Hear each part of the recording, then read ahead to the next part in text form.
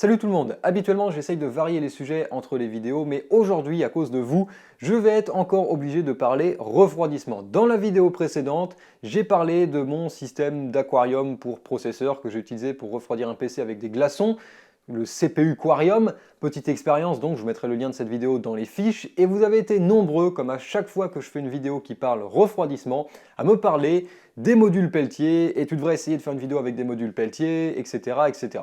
Alors les modules Peltier, il faut savoir que je sais ce que c'est, je connais, j'en ai même eu dans les mains à une période, j'en ai plus maintenant parce que malheureusement ça casse assez facilement.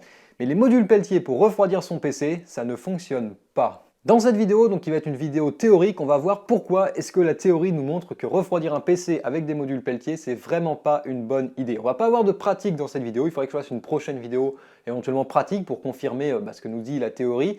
Mais en théorie déjà, ça part plutôt mal pour refroidir son PC avec des modules Peltier. On va commencer d'abord par se mettre d'accord sur qu'est-ce qu'un module Peltier. Un module Peltier, c'est un composant électronique qui se présente sous la forme d'un rectangle blanc en céramique et qui utilise l'effet thermoélectrique qu'on appelle également effet Seebeck. Donc cet effet il est assez intéressant et il nous dit que lorsqu'on a deux matériaux conducteurs de nature différente à des températures différentes qui sont connectés ensemble, on peut générer un courant électrique.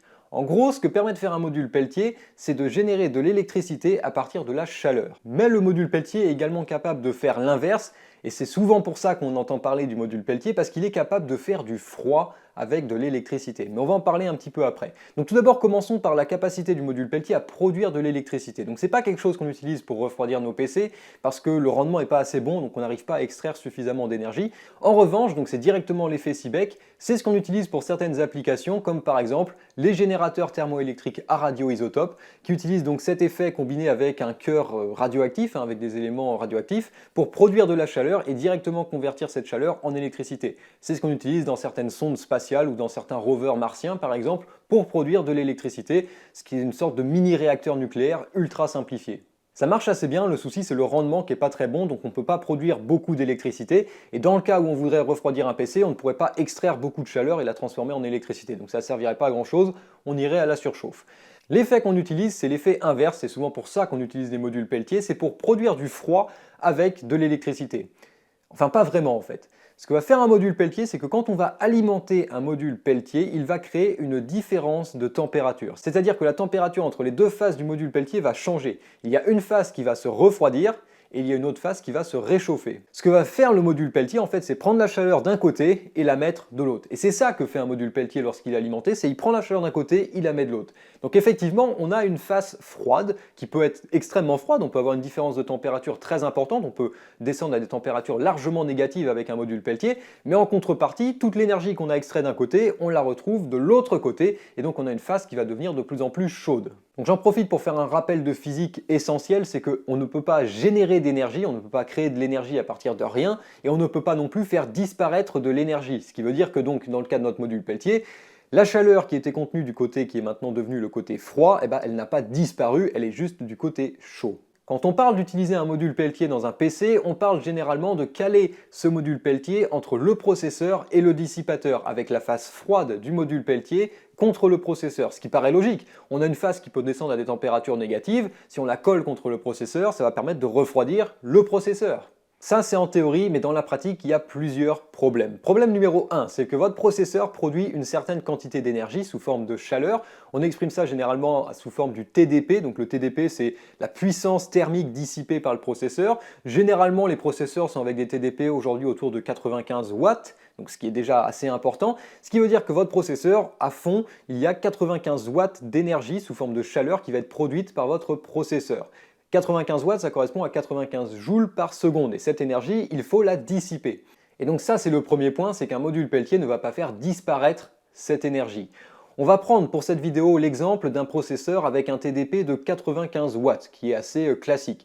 Si votre processeur produit 95 watts, que vous ayez un module Peltier ou non d'installer entre votre processeur et votre système de refroidissement, quoi qu'il arrive, il faut que vous preniez ces 95 watts et que vous les dissipiez à l'aide d'un dissipateur. Et généralement, on va les dissiper dans l'air. Et donc quoi qu'il en soit, ces 95 watts, ces 95 joules par seconde doivent être évacués. Coller un module Peltier ne va rien changer au problème, simplement au lieu d'avoir 95 watts au niveau de votre processeur, vous allez avoir 95 watts au niveau de votre module Peltier qu'il va falloir dissiper quoi qu'il arrive. Donc coller un module Peltier ne va pas permettre d'améliorer le refroidissement de votre processeur, dans le sens où vous aurez toujours la même quantité d'énergie à évacuer au final. Et si votre dissipateur n'est pas en mesure d'évacuer ces 95 watts, ça ne marchera pas quoi qu'il en soit. Donc finalement, le module Peltier, c'est un petit peu un effet placebo, parce que oui, on a diminué nos températures, mais si on a diminué nos températures, c'est pas parce qu'on a une plus grande capacité de dissipation, c'est juste parce qu'on a une capacité de prendre la chaleur plus rapidement d'un côté et de la balancer de l'autre.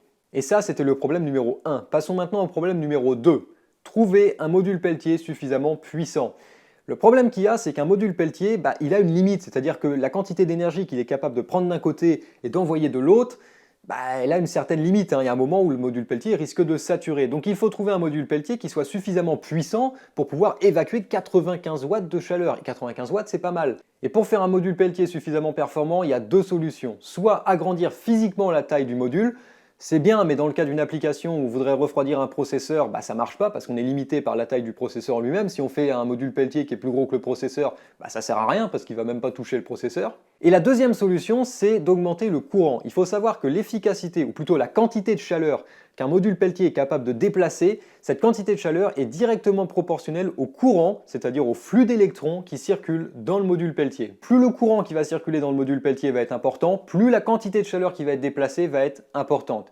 Et on a un coefficient qui est le coefficient de Peltier qui nous donne un peu l'efficacité du module. Et généralement, la valeur standard, c'est 10 watts par ampère. C'est-à-dire qu'un module Peltier est capable de déplacer 10 watts si on y fait passer 1 ampère de courant. Donc notre problème numéro 2, c'est de trouver un module Peltier qui soit bonne dimension et qui soit capable de faire passer un courant suffisant pour déplacer suffisamment de chaleur. On ne parle même pas pour le moment de diminuer la température du processeur, on parle juste d'évacuer la chaleur du processeur comme si le ventirad était directement collé sur le processeur. Et donc le problème numéro 3, c'est le courant. Parce qu'un module Peltier, ça chauffe. Le module Peltier se comporte comme une résistance. Pour fonctionner, le module Peltier a besoin d'être alimenté. Et l'énergie qu'on va mettre dans le module Peltier pour fonctionner va elle-même se transformer en chaleur. Et comme je l'ai dit juste avant, pour déplacer 95 watts, il faut 9,5 ampères. Or, le module Peltier va lui-même se comporter comme une résistance. À savoir que l'énergie qui va être perdue dans le module Peltier va être proportionnelle à la résistance fois le courant au carré. Donc c'est du classique, P égale RI carré. Et là on arrive au troisième problème qui est celui qui tue complètement l'utilisation d'un module Peltier calé entre le processeur et le ventirad.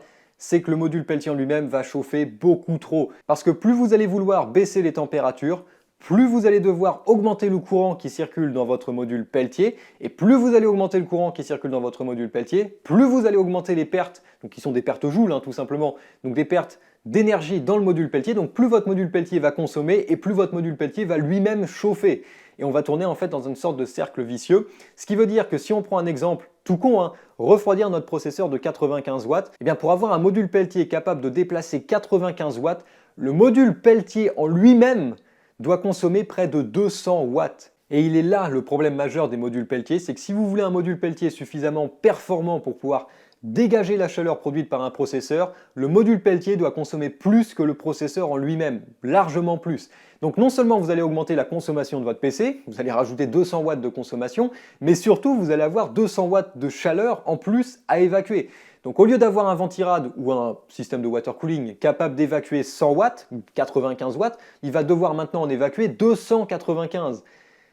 Et donc ça va juste complètement tuer le système. Donc c'est ça le problème des modules Peltier, c'est que ça ne fonctionne pas quand on a des grandes quantités de chaleur à déplacer. D'ailleurs, c'est écrit même sur l'article Wikipédia concernant les refroidissements thermoélectriques. Les modules Peltier, ça fonctionne quand on n'a pas des grandes quantités d'énergie à dissiper. C'est pour ça que par exemple, on a des glacières qui fonctionnent avec des modules Peltier, parce qu'une glacière, on met ce qu'on a à mettre dedans, et puis ensuite le module Peltier progressivement va dégager la chaleur. On n'a pas quelque chose qui produit en permanence de la chaleur. Donc ce problème numéro 3, c'est vraiment celui qui tue complètement les modules Peltier. C'est que vous allez être obligé d'avoir un système de refroidissement absolument colossal, tout ça pour espérer gagner un petit peu en température. Donc c'est complètement stupide. En plus, vous augmentez la consommation de votre PC. Et d'ailleurs, si vous doutez un petit peu des chiffres, allez voir par vous-même. Vous pouvez récupérer donc des documentations techniques, des datasheets concernant des modules Peltier. Vous allez voir que les chiffres, ils sont là. Si vous avez plus de 100 watts à dissiper, vous êtes obligé d'en consommer facilement le double, rien que pour votre module Peltier. Et vous savez quoi? J'ai pas encore parlé du problème numéro 4. Parce que oui, il y en a encore un. C'est que les modules Peltier, comme je l'ai expliqué, sont plutôt adaptés lorsqu'on a des petites quantités d'énergie à déplacer. Ce qui est le cas d'un processeur au repos. Lorsque votre processeur ne fait rien, il ne chauffe pas beaucoup, et comme il ne chauffe pas beaucoup, oui, effectivement, un module Peltier va vous permettre d'abaisser vos températures. Donc c'est pour ça, encore une fois, ça fait un petit peu effet, c'est pas vraiment un effet placebo pour le coup, mais c'est aussi ce qui peut vous donner l'impression que ça fonctionne, c'est que votre PC au repos, votre processeur au repos, vous allez effectivement avoir des très bonnes températures. Parce que la quantité de chaleur produite par le processeur est faible, et là, le module Peltier ne va avoir aucun problème pour transporter cette chaleur, l'envoyer vers le ventirad et rabaisser la température de votre processeur. Mais dès que vous allez mettre votre processeur en charge, les températures vont commencer à grimper, et vous allez voir que ça ne va pas fonctionner. Mais donc le problème qui va se passer, c'est que lorsque votre processeur va être au repos, votre module Peltier va descendre à des températures qui sont inférieures à la température ambiante, et là, vous allez avoir de la condensation. Vous allez avoir de l'eau qui va se former autour de votre processeur. Et dans un PC, c'est plutôt quelque chose qu'on préfère éviter. Si on rajoute le problème supplémentaire qui est le prix des modules Peltier, les modules Peltier, si on veut des modules suffisamment costauds, ça peut coûter également très cher. Et donc tout ça fait que c'est la raison pour laquelle les modules Peltier ne sont pas utilisés pour refroidir les PC. Si c'était si efficace que ça, vous inquiétez pas que tous les constructeurs auraient déjà sorti des ventirades avec des modules Peltier intégrés, des systèmes de water cooling avec modules Peltier intégrés.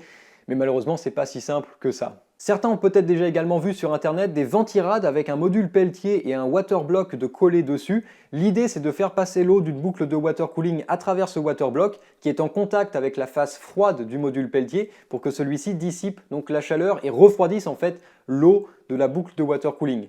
C'est quelque chose qui existe, on trouve ces ventirades, enfin ces montages, on peut en trouver sur internet. Ces systèmes-là sont un peu plus efficaces que de coller un module Peltier entre le processeur et le ventirad, mais c'est pas top et encore une fois, on va augmenter énormément la consommation du système pour gagner pas grand-chose. Voilà pour cette vidéo théorique donc sur pourquoi est-ce que les modules Peltier dans un PC ça ne fonctionne pas, et la raison c'est tout simplement parce qu'un PC produit trop de chaleur pour pouvoir être évacué par un seul module Peltier. Et empiler les modules Peltier les uns sur les autres, ça n'arrange pas non plus les choses. Si c'était la solution miracle, vous inquiétez pas que les marques comme Cooler Master, Corsair et compagnie auraient déjà mis ça dans leur système de refroidissement depuis très longtemps. Donc voilà tout pour cette vidéo, merci de l'avoir regardé jusqu'à la fin. Si vous l'avez aimé, n'hésitez pas à la liker, de la partager parce que peut-être que comme ça je recevrai un peu moins de commentaires sur module Peltier et module Peltier. Peut-être que je ferai une vidéo pratique si jamais l'occasion se présente à l'avenir pour confirmer ce que la théorie nous apprend. Je vous rappelle que vous pouvez soutenir la chaîne en allant faire un tour sur utip.io/goodwin, le lien est dans la description. Merci d'ailleurs à tous ceux qui me soutiennent via Utip. Je pense que j'ai rien à ajouter pour aujourd'hui. Donc en attendant la prochaine vidéo, je vous dis salut à tous et à la prochaine.